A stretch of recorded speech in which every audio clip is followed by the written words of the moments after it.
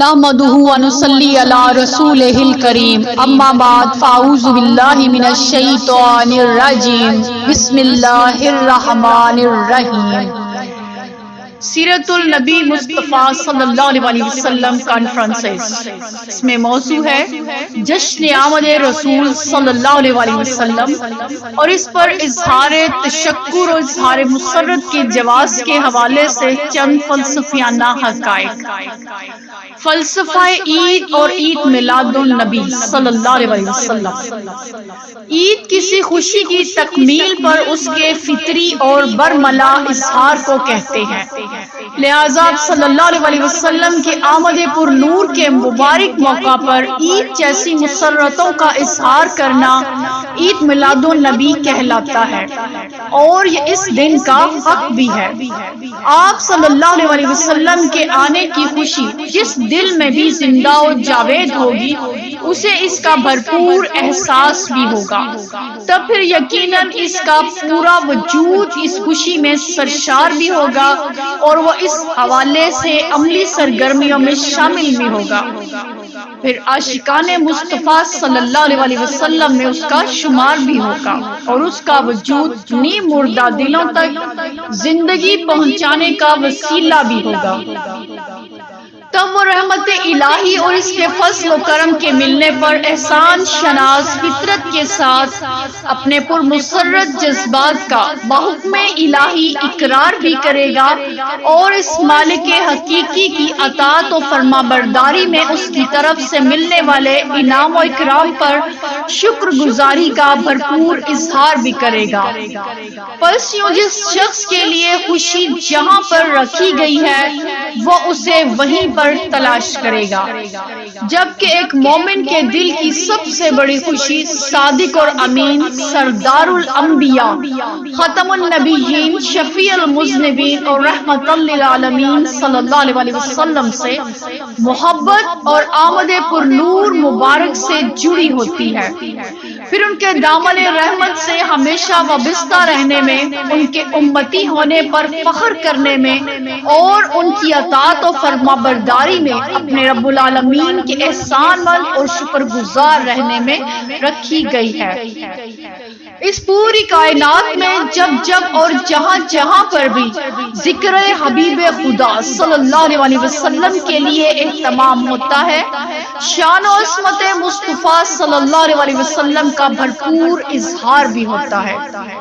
وہاں آمد پر نور مبارک کے عظیم موقع پر حقیقی خوشی اور فطری مسرتوں سے سجے بھرپور جشن کا سما بھی ہوتا ہے۔ وہاں خوشگوار مسکراہٹوں سے مزین حقیقی الفتوں کے پاکیزہ جذبات کا بھرپور گرم جوشی سے اور برملا اظہار بھی ہوتا ہے۔ اسی لیے آپ صلی اللہ علیہ وسلم کی آمد مبارک کے پاک موقع کو جشن عید میلاد النبی کے طور پر منایا جاتا ہے، کیونکہ آپ صلی اللہ علیہ وسلم کی آمد مبارک کل کائنات کے سب سے عظیم انسان کے اس دنیا میں جلوہ فروز ہونے کی مبارک ساتھ ہے۔ اس خوشی کو احسان خداوندی تسلیم کرتے ہوئے پرمسرت جذبات کا اظہار کرنا بحکم خداوندی اطاعت الہی میں شمار ہوتا ہے، لہذا یہ عمل سعید باعث رحمت رب العالمین بھی ہے، اور باعث خیر و برکت بھی، باعث اجر و ثواب بھی ہے، اور باعث اعزاز بھی، ایک کھلی حقیقت بھی ہے اور ایک فطری امر بھی، جو کہ احسان شناس فطرت کی عکاسی کرتا ہے، اور ساتھ میں ان تسلیمات کو بھی واضح کرتا ہے کہ جس پر مومنین ایمان رکھتے ہیں کہ آپ سرکار صلی اللہ علیہ وسلم کل کائنات کی کل مخلوقات کے لیے اور کل انسانیت کے حقوق کے تحفظ کے لیے وہ عظیم نجات دہندہ بن کر تشریف لائے ہیں، جنہوں نے کچھ ہی عرصہ میں انسانیت کو لہو پیتی ان تمام ظلمتوں سے ہمیشہ کے لیے نجات دلائی جو اس لرزہ خیز معاشرت میں جاری و ساری تھی۔ بس قرآن کریم کے مطابق بھی اس رحمت خداوندی پر خوشی کا اظہار عین حکم الہی ہے۔ اور اس فضل الہی پر اپنے رب العزت کا احسان مند اور شکر گزار ہونا خدائے رب ذوالجلال اور اس مالک حقیقی کا حق بنتا ہے۔ پھر اس پاکیزہ عمل کو پسند بھی فرمایا گیا ہے اور اس کا ہمیں حکم بھی دیا گیا۔ دلیل کے طور پر قرآن پاک کی آیت کریمہ ملاحظہ فرمائیں، اور چاہیے کہ اس کے فضل اور اس کی رحمت پر خوشی منائیں، سورہ یونس آیت نمبر 58۔ اسی لیے اس عظیم الشان موقع پر محبتوں اور مسرتوں کے اظہار کو ہر دور، ہر علاقے اور ہر زمانے میں جہاں جہاں بھی مسلمان بستے ہیں، اس خوشی کو اس کے مثبت تقاضوں کے مطابق عمل میں لایا گیا ہے، پسند بھی کیا گیا ہے اور سراہا بھی گیا ہے، کیونکہ پھر جب ان حقیقی اور دائمی عظمتوں کے جاگزین احساس اور ان کے بھرپور اظہار کے لیے دل کی اتھاہ گہرائیوں سے اہتمام ہوتا ہے، تو پھر اس پر نور موقع اور پر مسرت ماحول میں عقیدتوں کے پھول بھی کھلتے ہیں اور الفتوں کی خوشبوئیں بھی پھیلتی ہیں، چاہتوں کے رنگ بکھرتے ہیں اور عاشقان مصطفیٰ صلی اللہ علیہ وسلم کے چہرے مزید نکھرتے ہیں، جو کہ خاص طور پر رحمت الہی کا ہی انتظار کرتے ہیں۔ حالانکہ یہ سعادت انہیں پہلے بھی رحمت الہی سے ہی میسر آتی ہے، لیکن انہیں یہ مزید ہمیشہ کے لیے اور نئی نسلوں کے لیے بھی درکار ہوتی ہے۔ بس پھر رحمت الہی اپنے فضل و کرم سے ان تمام خوش نصیبوں کو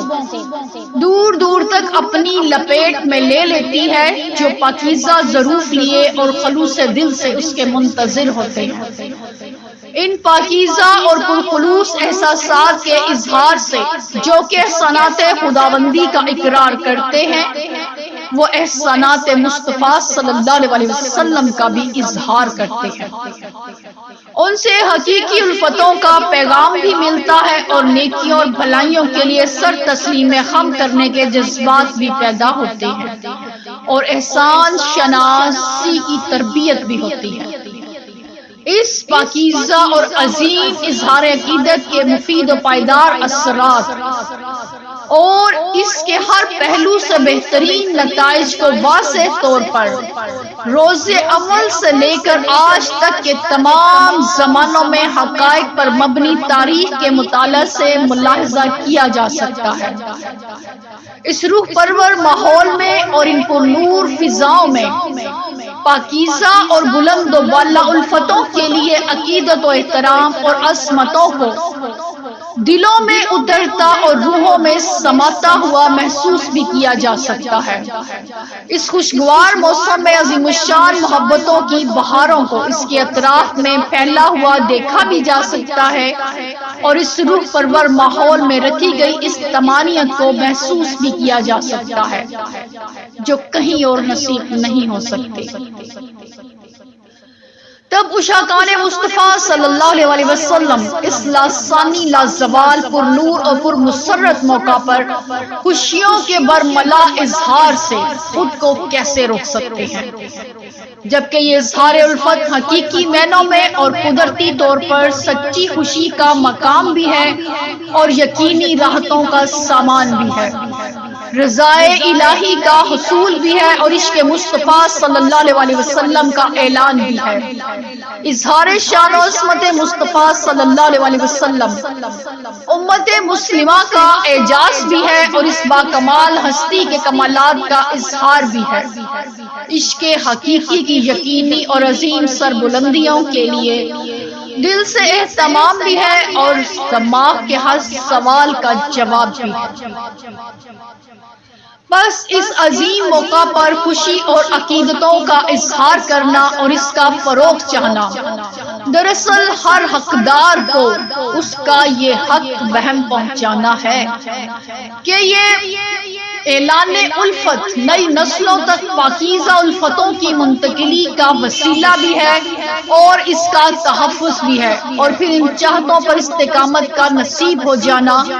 حیات جاویداں کے حصول کا ذریعہ بھی ہے، اور اس پر اپنی وفاؤں کے ثبوت بھی پیش کرتا ہے۔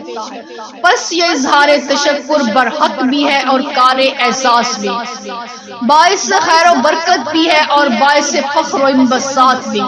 قرآن پاک سے ثابت بھی ہے اور خدا کا پسندیدہ بھی،